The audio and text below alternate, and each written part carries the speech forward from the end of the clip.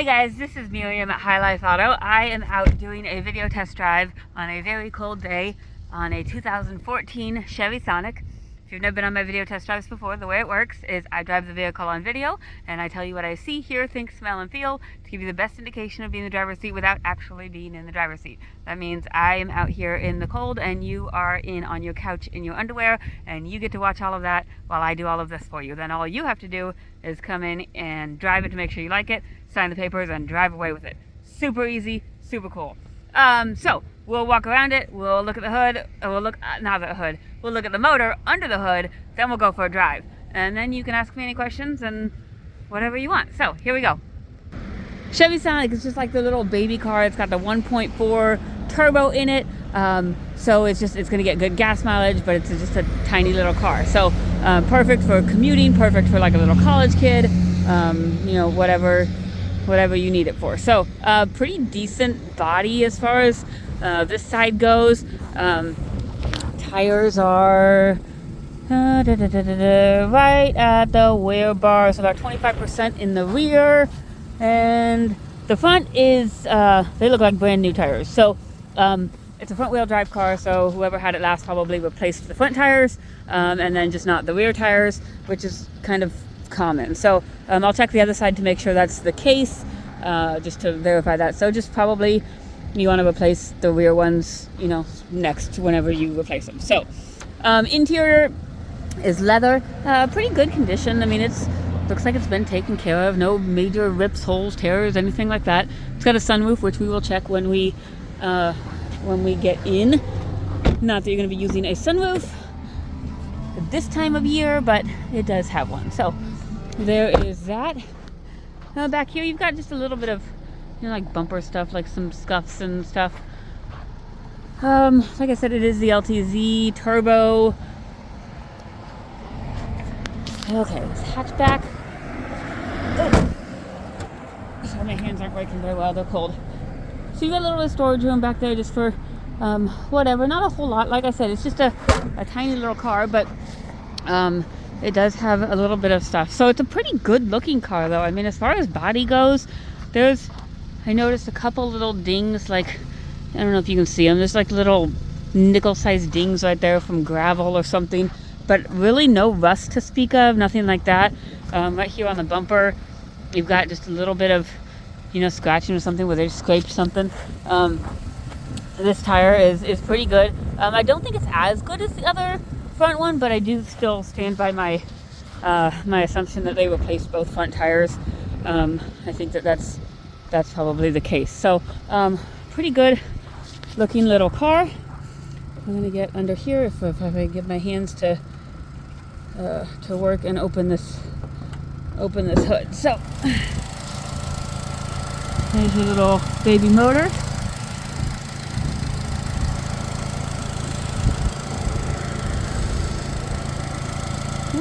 Sounds like it's doing what it's supposed to be doing. It's started up. I think I've started it 2 or 3 times this morning, and I went and got gas in it just recently, just like 5 minutes ago. So I put $15 of gas in and got over half a tank, which is kind of cool. So okay, gotta get my hands warmed up because they are frozen. Okay, we've got let's figure out how to get through here. Okay, well, I know, I'll show you. So we've got a check engine light, my seatbelt light, that'll go off. Tire pressure light, that's the cruise light, so that's just saying that the main system's on. Tire pressure light is probably just a sensor because I fill up, part of my checking in process is filling up all the tires, and so I filled up all the tires and that's still on, which means it's probably a sensor. The change oil light is on, which means that it's whether it's by miles or whatever the car decides. I think it's usually by miles. It triggers the change oil light.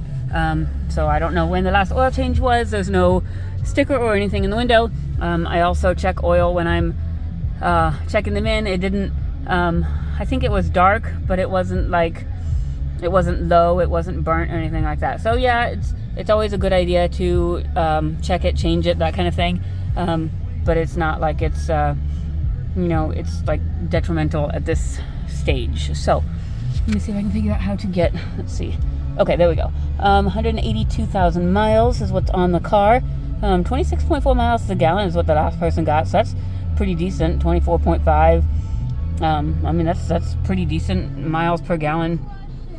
A check engine light. I've got that here. They're just exhaust codes. System 2 lean. It's 171, 420, 496, and 1101. They're all exhaust codes. You're welcome to look them up. They're really probably irrelevant unless you live in like a Missouri county where they do emissions. But just something for you to consider. If you don't like the check engine light, it's on there. So I am going to clear them before I go on my drive and just see what comes back after my drive. But I mean, exhaust codes are usually on there, and they don't usually go away unless you replace systems. So radio, it is on here. It's I think it's supposed to be touchscreen, but the touchscreen does not work. You can press the home button, which gets you here. There's the off button, which works. And the volume button works on here. Otherwise, you can change the station and stuff via here. So it's honestly probably something you want to fix or replace the radio. Just because I know it has some options for, attaching your phone and stuff, but without being able to touch the screen, you can't do any of that. You can listen to the radio and that's about it. So I don't know why the touchscreen doesn't work. I don't know if, maybe you can take the radio out and do some tinkering. I don't know if you even want to mess with it. But radio does work. It just needs a little bit of tinkering. So we've got the heat on. I'm going to put it on this so that I can feel it. Ooh, we got heated seats too. Not that I'm going to be able to feel it. Underneath, I've got like 17 layers on. But I'm going to assume that the heated seats work because both lights come. Well, that light goes off. Okay, so I'm going to assume the driver's side one works. I'm going to assume passenger side one doesn't, and I don't know why. But I'm going to assume the driver's side one does. I'm going to turn heat on and make sure that it blows hot, and it does. An auction also said, I'm going to turn the radio off. Auction also said there was a belt pulley noise at idle. And I'll let you listen. I have not heard it. Never when I've started have I ever heard it.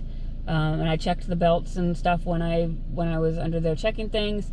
Everything looks all right, and so just kind of be aware of that and just listen for it when you're here.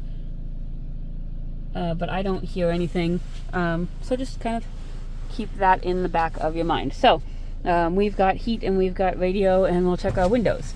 Driver's side window works. Passenger side window works. Rear passenger side window works. Rear driver's side window works. And then we will check our sunroof. Our sunroof also works. So with all of that, we are going to go put it in drive and take it for a drive.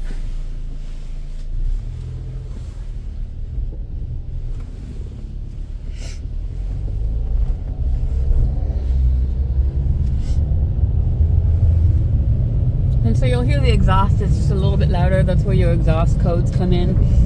I don't know if you've got, some holes in your exhaust or something like that. I'm not certain. But just it's a little bit louder. It's not obnoxious. It's just there.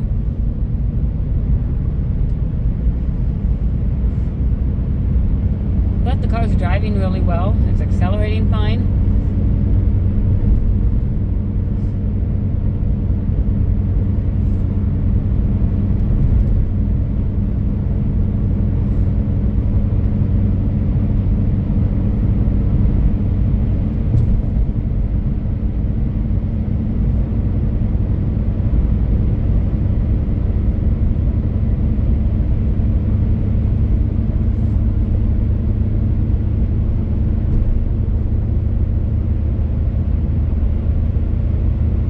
Turbo is definitely engaging, because if your turbo wasn't engaging, this little 1.4 would be puttering up the hill wouldn't be doing much at all. So it's going up the hill and it's got good power. That means your turbo's working the way that it should.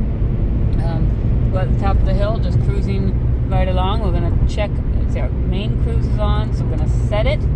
And it looks like we are set at 58 miles an hour, and that is working the way that it should. And do left turn signal works, right turn signal works. Let's check our wipers. Let's see. The wiper fluid works. Wipers, they leave a little bit to be desired, I think. Let's see if I can get them. Maybe the driver's side one. No, they might need replaced sometime. They're probably not the greatest, but our wiper fluid works. The wipers do work on a rainy day. So let's see, wipers, cruise, turn signals, radio, heat. I think that's about everything. Suspension, it sounds good. I don't hear any noises that I shouldn't hear. The auction mentioned that, you know, they heard a suspension noise, but I haven't heard any noises I shouldn't. I don't hear any clicking or popping or rattling. And this just kind of go over some bumpier things. I haven't heard any strut noise or anything, so I'm not sure exactly what the auction might have heard, but you know, they said some suspension noise. I don't hear anything. So kind of, you can, again, that's one of those things you can kind of listen to and see if it's something that you hear when you're here. But I think it's a really good driving car. Brakes are good and solid, no grinding or vibration. I think this one's a winner. It's going to be a good fuel mileage car. You've already got good tires on the front.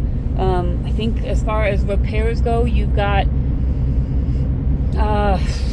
change your oil and put some tire sensors on if you want.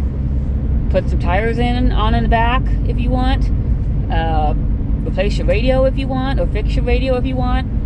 Really kind of stuff that is extra or optional. But I think it's something that you could get in and drive and just go if you wanted to. So if you have any questions, my cell phone is 309-267-7200. Thanks, guys.